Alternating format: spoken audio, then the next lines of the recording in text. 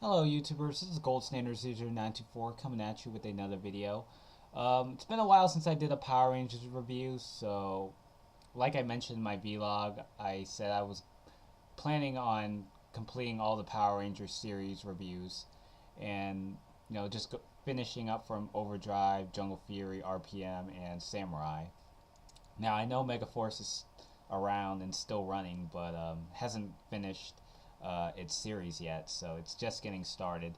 So I'm not going to be doing our Megaforce review, at least just yet. But maybe when they finish like the first half of the series, I'll probably do a review on that. But for now, I'm just going to be trying to get through Overdrive and finish up to Samurai. So that's basically my goal for throughout this year. There you go at that. But in this video, I'm gonna be doing a review for Power Rangers Operation Overdrive. Now, Operation Overdrive was the 15th season of Power Rangers. Originally aired on the Jetix block on Toon Disney in 2007. So this is basically the first full years that Power Rangers was exclusive to digital networks. So around the time that Mystic Force was airing, ABC Family pulled the plug on it, like before the series could finish, because normally Power Rangers series would end around November or December, but I mean, ABC Family pretty much dropped all of its kids programming blocks and just went for a more straight up live action and adult rated shows. Um, so yeah, I mean, basically since then, from at least until Samurai, the rest of the three Power Rangers series that Disney would air would be exclusive to digital networks. So not everybody, not everyone might have it in the households. So not everyone can get it, and so basically, Overdrive was kind of the first full year. Um, and this was also the year that we get to see, for the first time since RPM, excuse me, SPD, that we get to see a Power Rangers team up.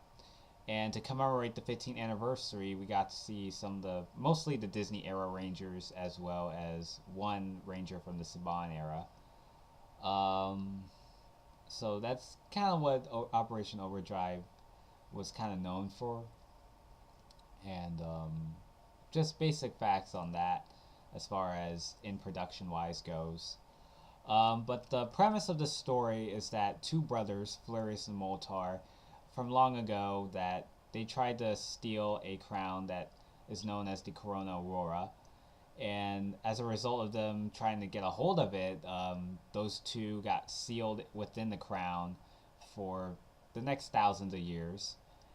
And basically, going in the present day, an archaeologist by the name of Andrew Hartford was trying to retrieve the Corona Aurora when he accidentally resurrects the two brothers who were trapped in the crown. And because of it, the jewels within the crown got scattered all throughout planet Earth. And now it's basically because of that. Andrew Hartford was try to get try to get all the jewels back in the crown. So basically, that was his goal. And because he can't really do it alone, basically, and he summons average people to kind of serve him as kind of serve as Power Rangers, basically to try and retrieve all the jewels that were scattered as a result of the incidents behind the Corona Aurora. And so basically, that's kind of the premise there. Um, so we also, along the way, we get to see two other Rangers as well. Mac Hartford, who is the Red Ranger, and a lot later on, you also meet up with Tyzon, who is the Sixth Ranger, the Silver Ranger, or the Mercury Ranger, as they call it in the series. Um, but Mac wasn't originally going to be a Power Ranger, but Andrew was supposed to be a Power Ranger too. But certain incidences that happened which led to Mac being kind of taking the role of being the Red Operation Overdrive Ranger. And you also get to see some of the other four Rangers like Will, Dax, Ronnie, and Rose, who are the black, blue, yellow, and pink Overdrive Rangers respectively. Um, Now I want to get to kind of like a little bit of the pilot episode. You had like Ronnie, who's known for being a race car driver, and so basically she, is the Yellow Ranger. And sorry for that interruption there. Like I said in the previous video, Ronnie is the yellow Operation Overdrive Ranger, who's the heart of the team. You also have Rose, who's kind of like the brains, the Billy of the group, the child prodigy. You have Dax, who is an aspiring actor, and Will, who's kind of known for going undercover, just try to retrieve objects or other precious man-made objects, basically. And Mac was basically just kind of a laid-back sort of ranger, who's kind of wanting to make a difference for himself and try to, change the world for the better, and trying to kind of feel like he's basically important.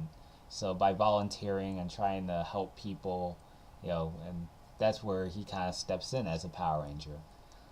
Um, and basically, their goal and their mission is basically to retrieve the jewels of the Corona Aurora that make it up the crown. Um, and basically, there's been a lot of standalone episodes, a couple one-off episodes. The Rangers this season just didn't really attract me some way. Um, I know Will's probably the most popular Ranger, and he was the first Black Ranger since Zach, who are both African Americans, to be the Black Power Ranger. And unlike Mighty Morphin, which got some kind of criticism of the whole race factor between Zach and Trini, his ethnicity, and as well as the color rangers that they had were somewhat based on their ethnicities, or basically their race. Excuse me. They're two different things.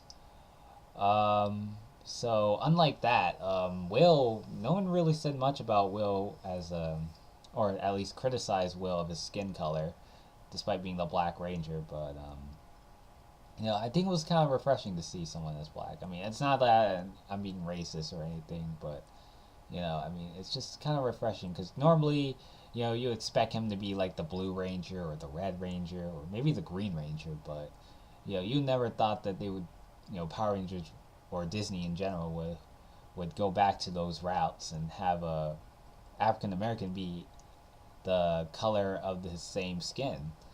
So, like I said, I'm not trying to be racist and all that, but it's just kind of refreshing to just see, just someone just being in a different suit for once without having to deal with any skin color or race whatsoever.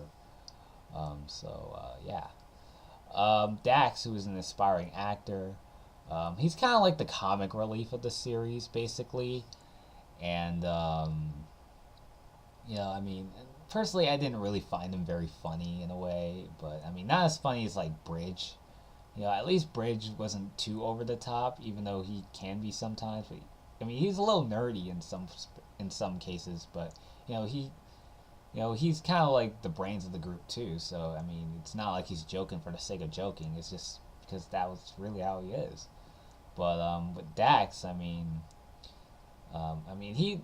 does have a dream of being one of the greatest actors, or maybe not the greatest actor necessarily, but just trying to fulfill his dream of just getting attention and just trying to just do what he does best, and just try to hit it on the big screen and really showcases the kind of why he chose to become an actor in the first place. Now, Rose didn't really have much of a childhood. She grew up, just graduating school when she was 8 years old. She actually attended Harvard, where she learned more about ancient studies from long time ago, or just stuff that happened throughout history.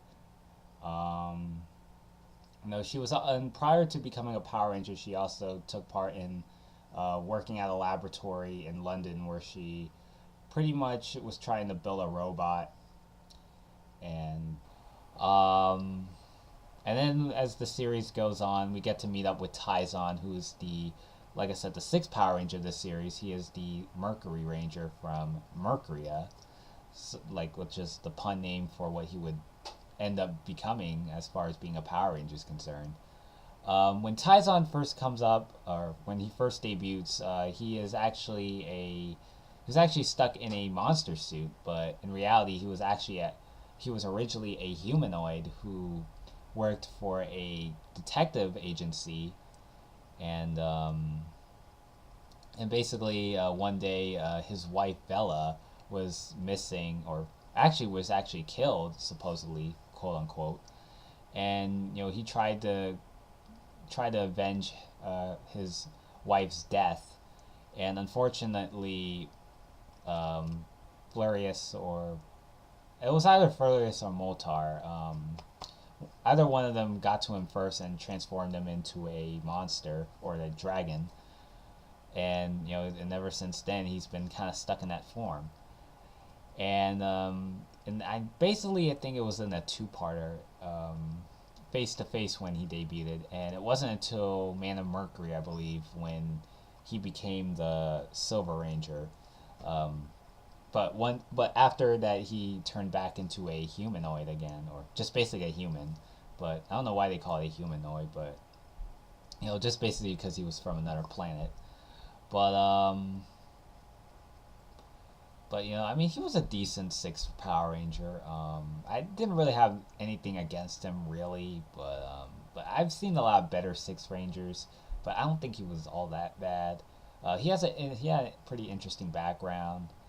Um, what else? And I already discussed about a little bit about that and his work, but we never really got to see him go. We never got to see the Rangers maybe do an episode where the Rangers go to Mercuria and just visit the people that were there. But I guess they were supposedly killed, and it's quite unfortunate. Um, let's see. The actor who plays Tyzon, Dwayne Cameron.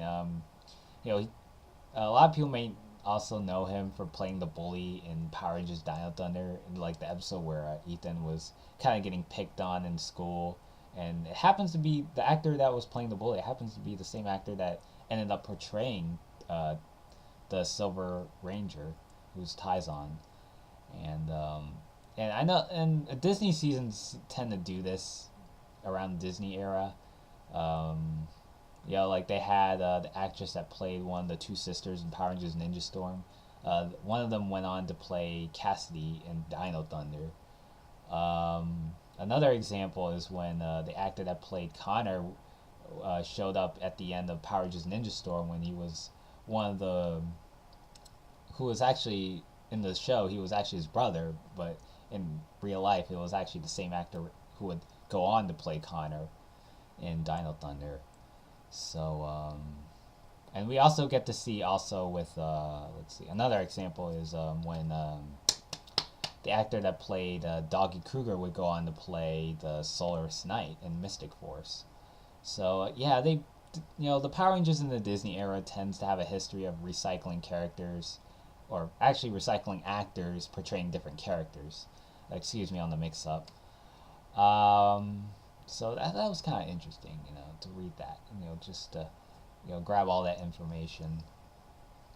Um, I would say like my least favorite character has to be Rose because I mean she was just kind of very stuck up sometimes, and or at least more or less of the time, just being like a child prodigy. And in the pilot of the episode, when Andrew was discussing about the history of the Corona War, I mean, Rose just kept interrupting what the whole story is, and she just trying to be kind of like a show off, really, just showing off her knowledge and stuff. And the Ranger and the other team of the other gang was just kind of really just irritated in a way. Um, And even though the other Rangers were kind of like that too, so in defensive rows, Will was kind of like the loner. He doesn't work for anybody, and just he's just looking out for himself. So I mean, most of the Rangers just weren't really likable to me. Um, I mean, they were, like I said, I mean, they were just. I just couldn't pick one Ranger that I really liked. Maybe except the Butler or maybe Tyzon to some extent. But I just wasn't really a big fan of the Rangers this season. Um, and then we get to like the once a Ranger stuff that goes on, with the two-parter.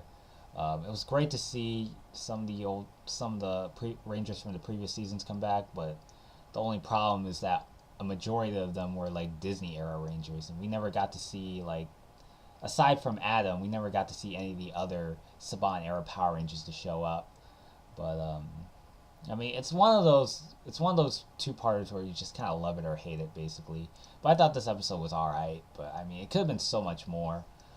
Basically, the Power Rangers or the Operation Overdrive Rangers, their morphin grid get cut off, and because of that, they couldn't morph, and then the other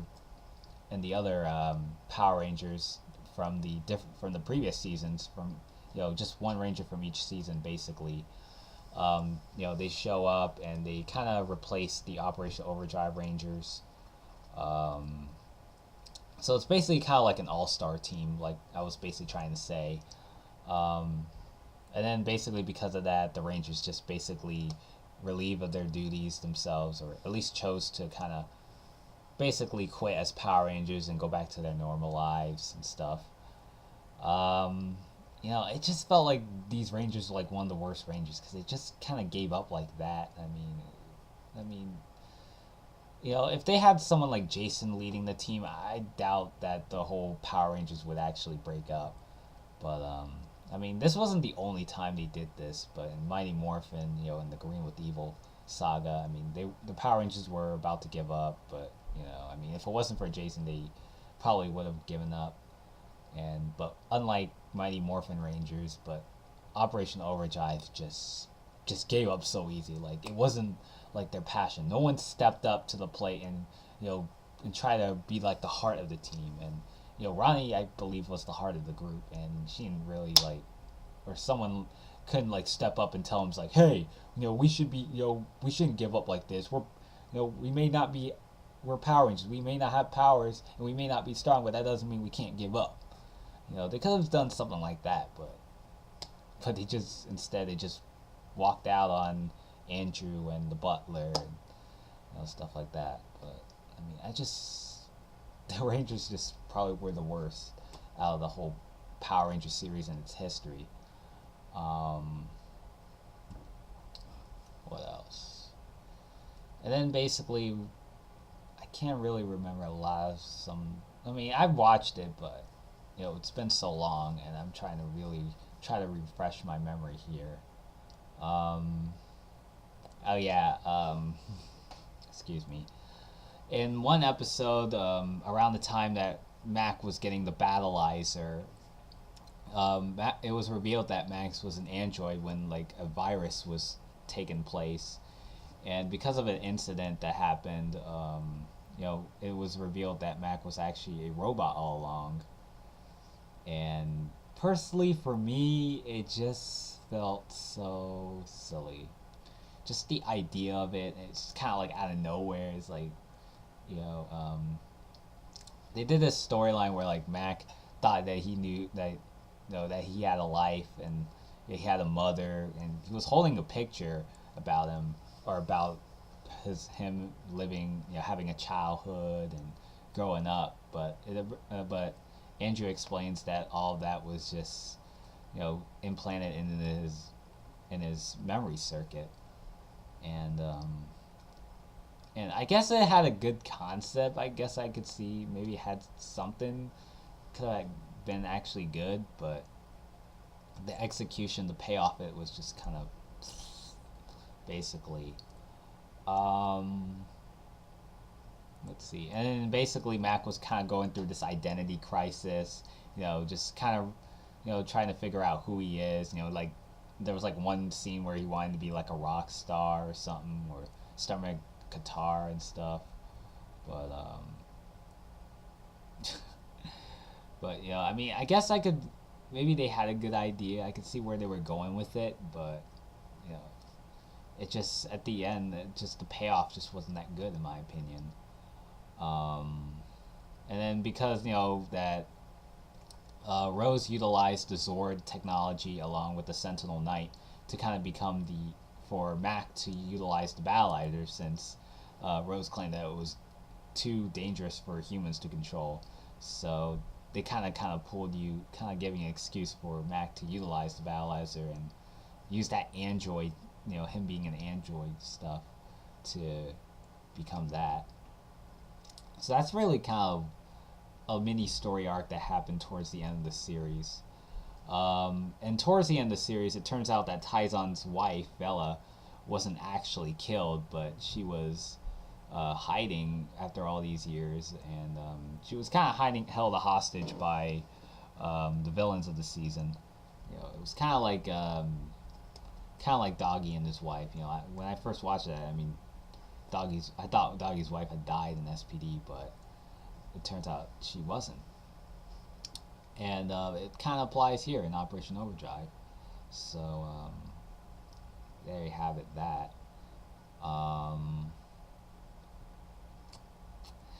And basically, at the end of the episode, you had this big fight with the Fear Cats, who are the foot soldiers of the season, and it was a great unmorphed fight, and just some great stuff. I mean, the final episode, Crown and Punishment, I think that was the last episode, the name of the last episode.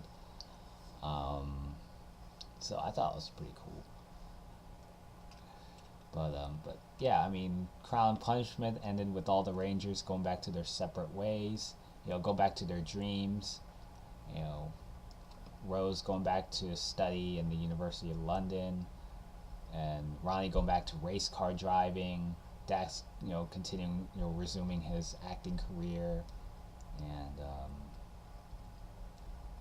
basically, who am I missing? Oh yeah, Will Will starting to accept, just trying to learn that that teamwork usually pays off more than it does being independently. But